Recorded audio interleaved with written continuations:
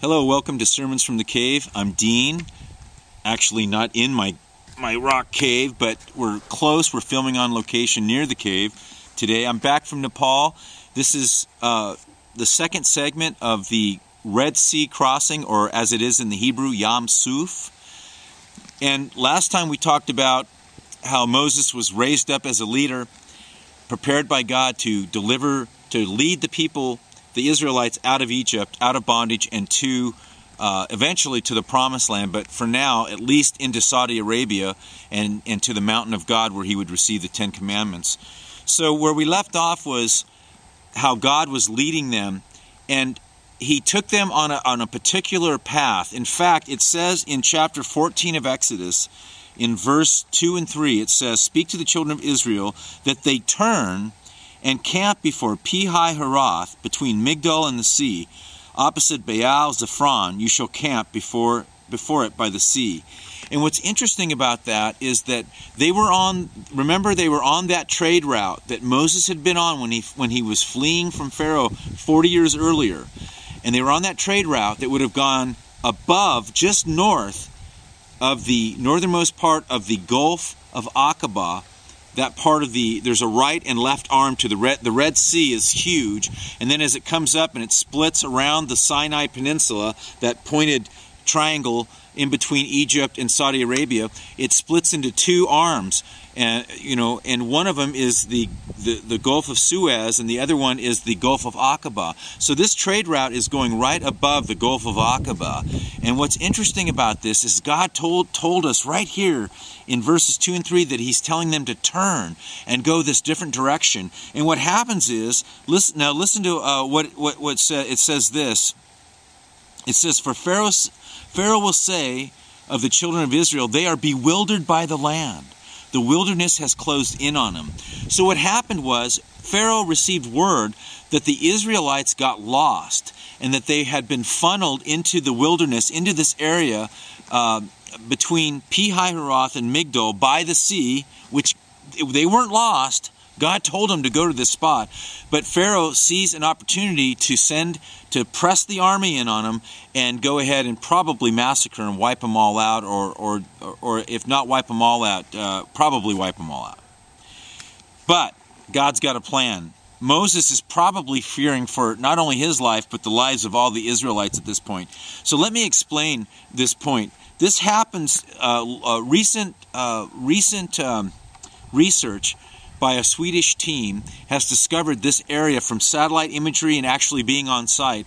But this place, now I'm going to forget it, is called, something, it's an area on the east, it's an area on the east side of the Sinai Peninsula, where the riverbed, the dry riverbeds from that whole Sinai Peninsula drain into the Gulf of Aqaba, and there is a peninsula there, which I can't remember what it's called for some reason, and this peninsula is there's only one way in down this riverbed, this canyon area, one way in, and it fans out into this huge, large sand area. It's over. I forgot what they said, how many acres it was, but it's large enough to hold a fledgling nation of Israel, all of them. The only problem is there's no way out. To the north is a rocky mountains, hard mountains, 2,000 feet tall, all the way down to the sea. No way to go around it, no way to go over them. To the south are the same mountains, rocky mountains, 2,000 feet tall, all the way down to the sea.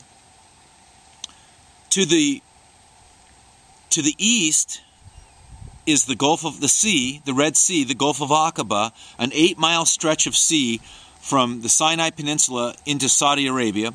And of course, to the west, they had Pharaoh's army bearing down on them.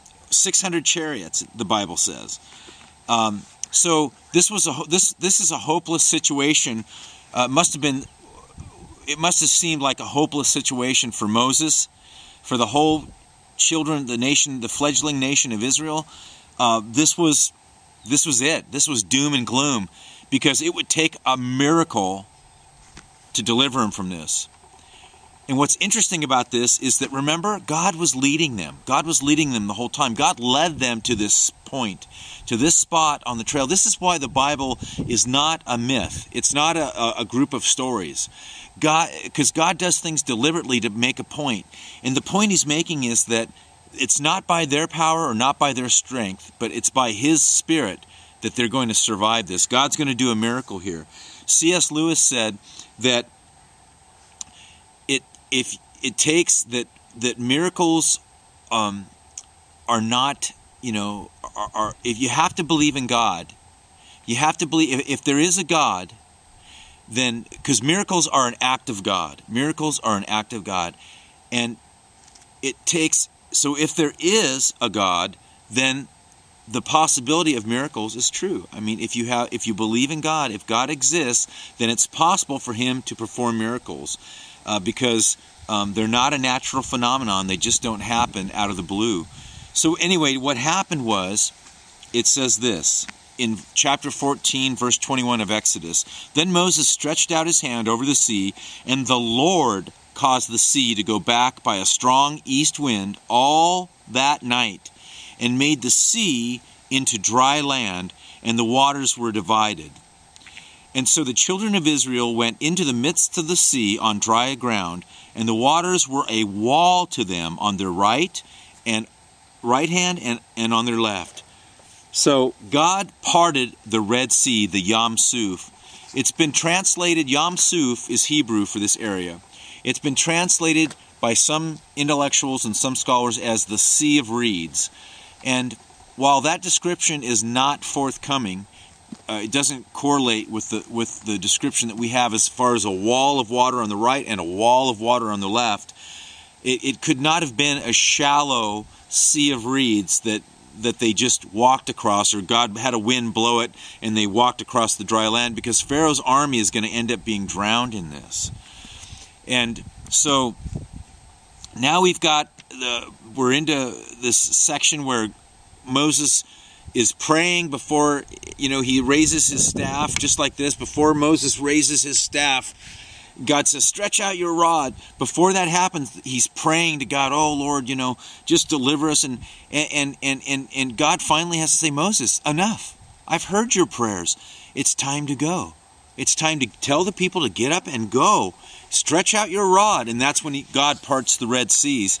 And there's some really interesting discoveries that the Swedish team has made about this area right here. And we're going to go into those on part 3, which is coming up.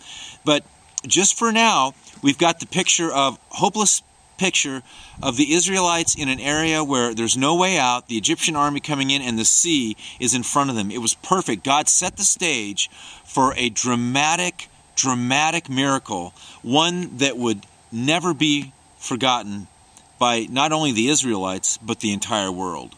From Sermons on the Cave, Shalom Mishpacha.